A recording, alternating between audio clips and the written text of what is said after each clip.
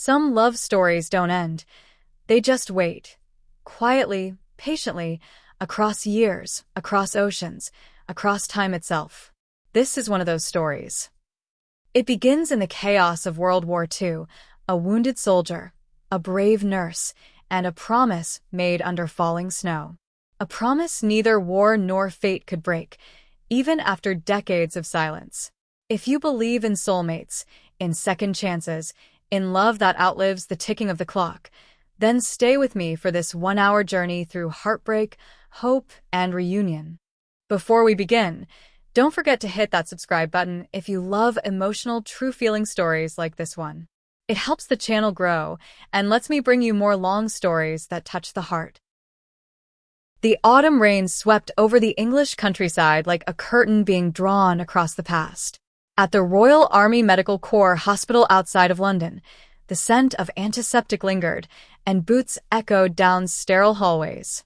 Among the nurses, 22-year-old Evelyn Whitmore stood out, not because she was the most beautiful, but because she never flinched. War changed everyone, but Evelyn carried herself like someone already acquainted with pain. She met Tommy Calder, a 25-year-old Scottish infantryman, on a grey October afternoon. He had taken shrapnel to the leg during the siege of Tobruk. When they wheeled him in, unconscious and bloodied, Evelyn had been the one to press her hand over his femoral artery to keep him from bleeding out. When he awoke, the first thing he said, his voice rough and half delirious, was, "Did I die? Because if this is heaven, it's terribly cold." Evelyn chuckled. "No, Private Calder. You're very much alive, but not quite out of the woods." Tommy smiled through cracked lips.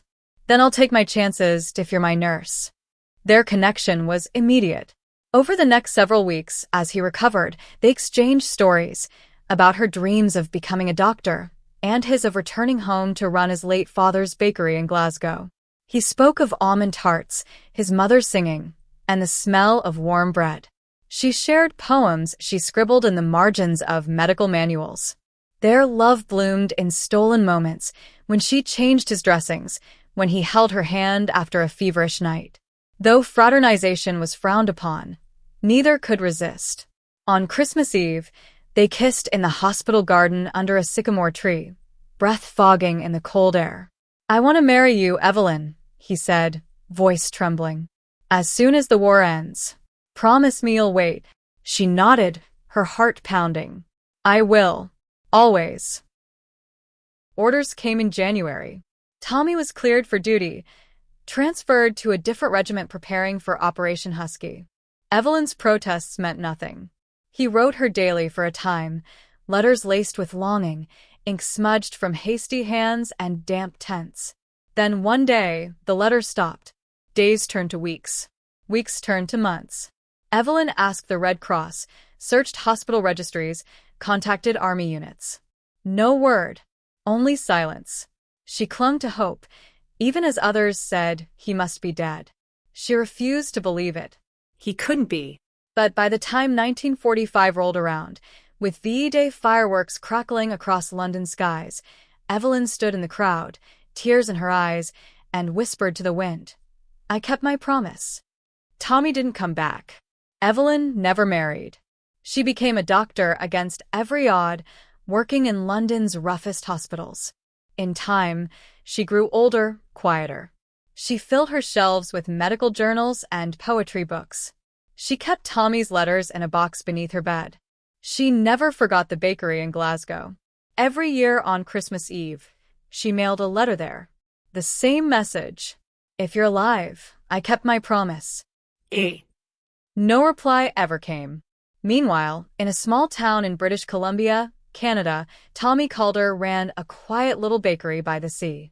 His leg had never fully healed. After being captured in Sicily and held in a German POW camp, he'd lost years to captivity and post-war recovery. When he finally returned to Glasgow, the bakery was gone. His mother, believing him dead, had passed on.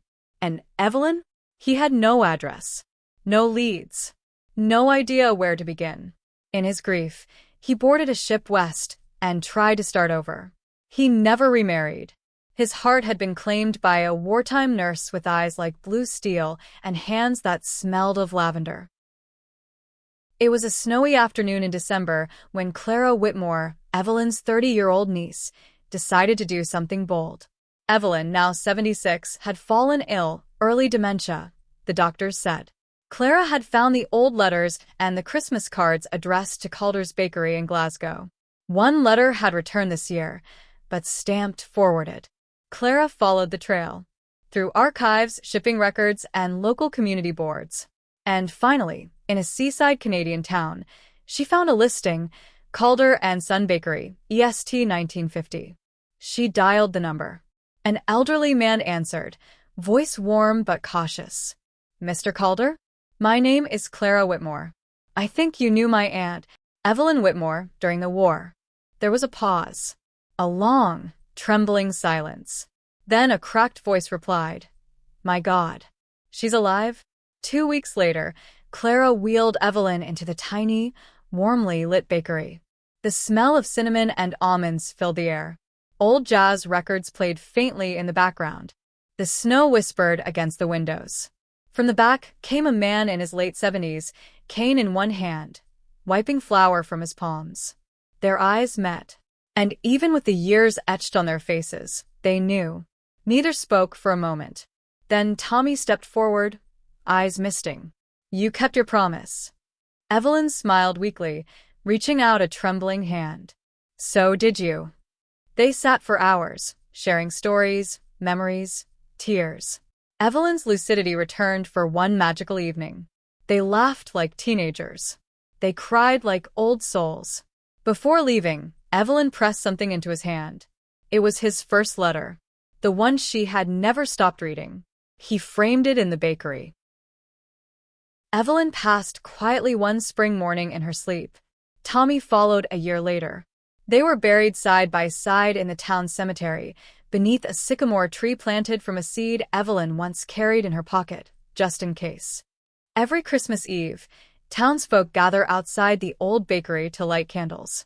And sometimes, when the wind is just right, you can almost hear a soldier and a nurse dancing slowly to old jazz, whispering promises across time.